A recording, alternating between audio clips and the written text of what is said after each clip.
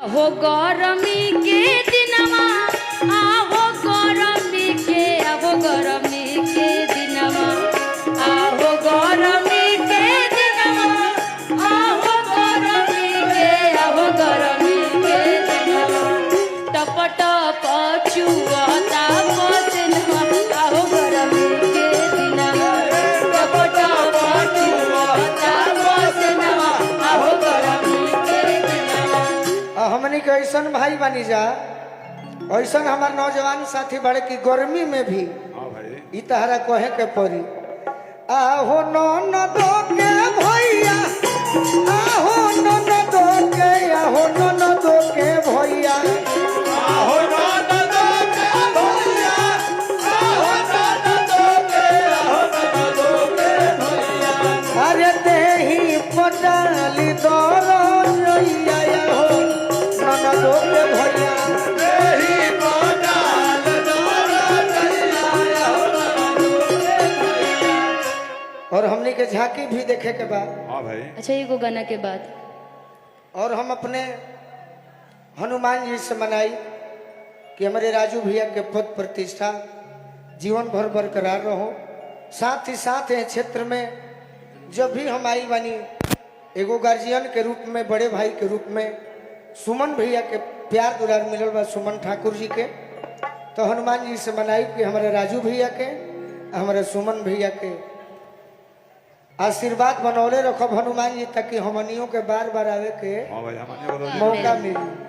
रोजी रोटी बंद अरे देही पटल तोर जोइया एहू ननदो के भैया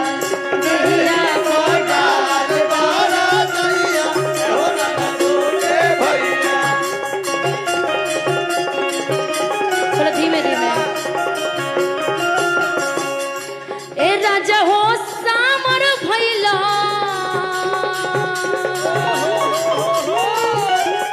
ए राजा हो सामर भैला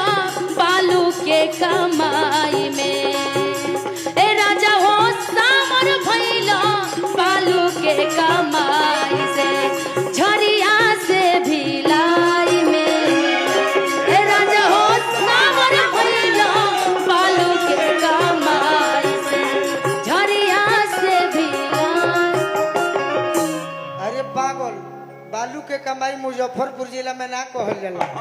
का कहल जाला चलत रहत तनी राजा हो सावर भइलो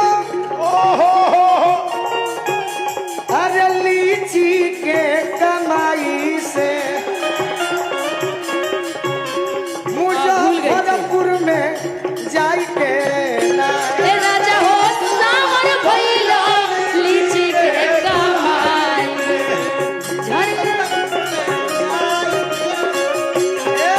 हम भूल गए रे रह जो पगली हम भूल गए ना मुजफ्फरपुर के बगल में जेबू तो हाजीपुर हाजीपुर के केला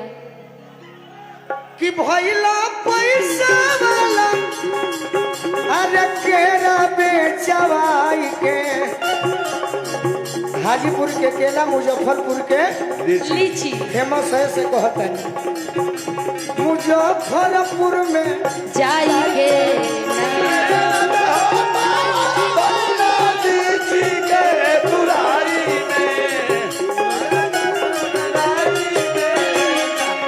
यदि आरा जिला में जइबू हाँ चलते रहिए चलते एने कोइलवर चल जइबू ओने बालू और आलू दोनों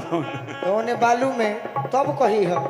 जौन कहत रू कि कह रहल 3 बरस कलकत्ता देख के लहू के बाद